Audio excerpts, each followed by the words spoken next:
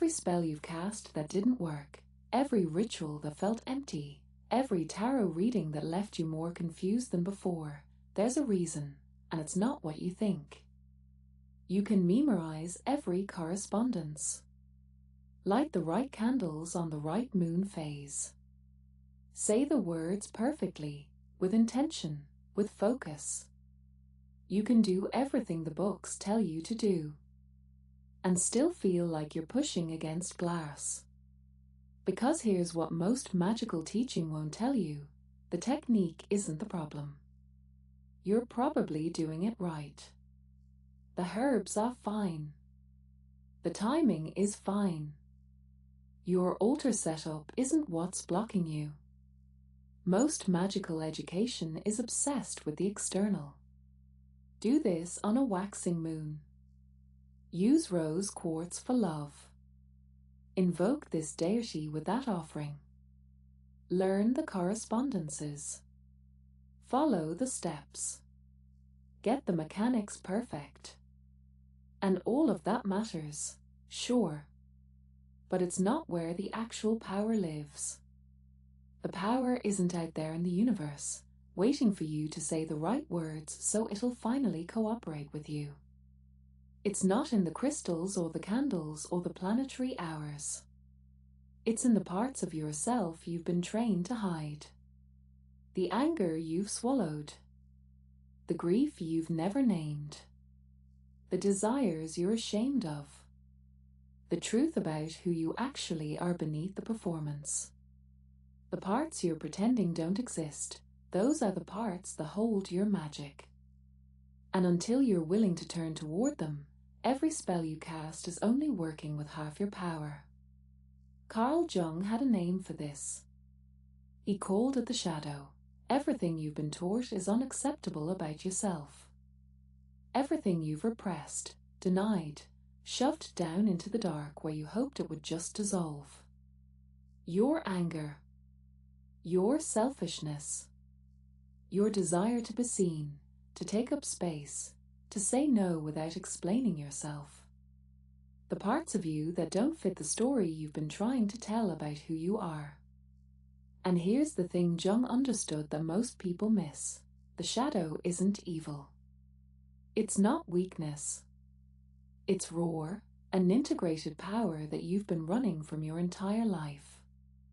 Which means every ounce of energy you spend keeping it locked away is energy you can't use for anything else. Including magic. Think about what that actually means. Every time you cast a spell while actively denying part of yourself, you're trying to work with half your power while the other half fights you from the inside. You're pouring intention into the universe with one hand while the other hand, the one you're pretending doesn't exist, is quietly dismantling everything you're building. You're divided. And divided energy doesn't manifest, it just exhausts you. This is why shadow work isn't optional if you're serious about magic. It's not therapy. It's not self-help. It's reclaiming the power you've been using against yourself and turning it back into fuel. Here's the thing nobody tells you. The shadow doesn't stay quiet just because you ignore it. It doesn't sit politely in the corner waiting for you to be ready. It leaks out sideways, in ways you don't control, and it warps everything you're trying to do. You cast a love spell while your shadow is seething with rage that you're unworthy of being loved. That spell doesn't fail. It works perfectly. It pulls in exactly the person who will confirm that unworthiness. Someone who withholds affection, who keeps you small, who makes you prove yourself over and over. Your magic heard both voices, and the louder one won.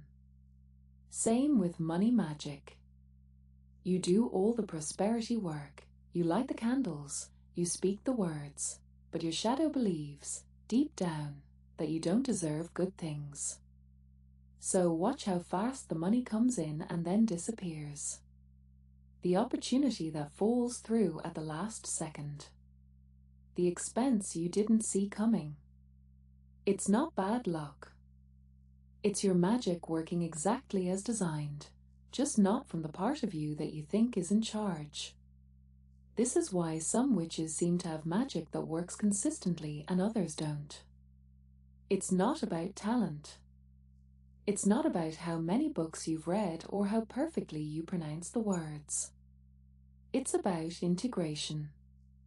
It's about whether you're casting from your whole self or just the parts you've decided are acceptable.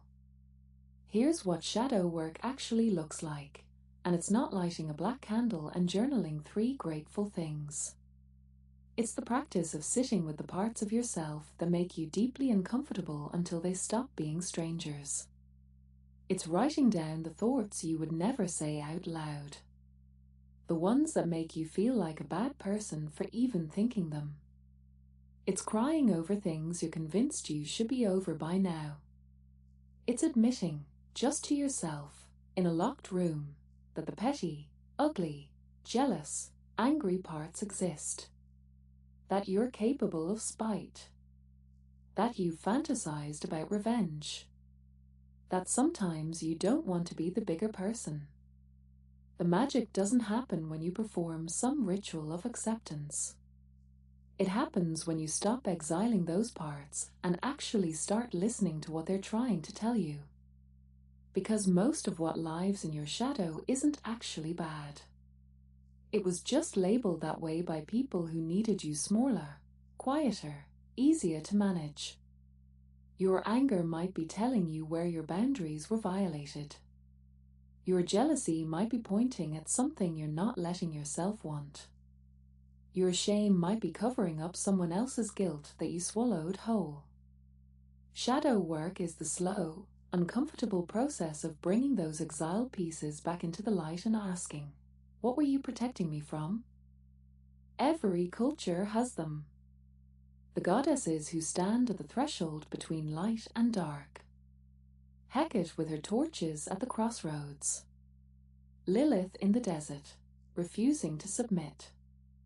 The Morrigan on the battlefield, washing the armor of the doomed. Kali dancing on corpses, wearing a necklace of skulls. They're not there to comfort you.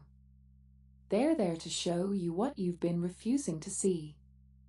And they all ask the same thing, face yourself. These aren't beginner deities. You don't work with them because they're cool or edgy. You work with them when you're ready to stop performing, because they don't let you hide. The moment you call on them, you're doing shadow work whether you plan to or not. They'll drag it out of you. Look at Inanna. The Sumerian goddess of love and war descends into the underworld to visit her sister Ereshkigal, the dark goddess of death and everything Inanna isn't. At each of the 7 gates, she has to remove something. Her crown. Her jewelry. Her royal robes. Every piece of identity, every defense, every mask she wears in the upper world. By the time she reaches her sister, she's naked. Stripped. Defenseless. And Ereshkigal kills her. Hangs her on a hook like meat. But here's the thing, Inanna comes back. She rises.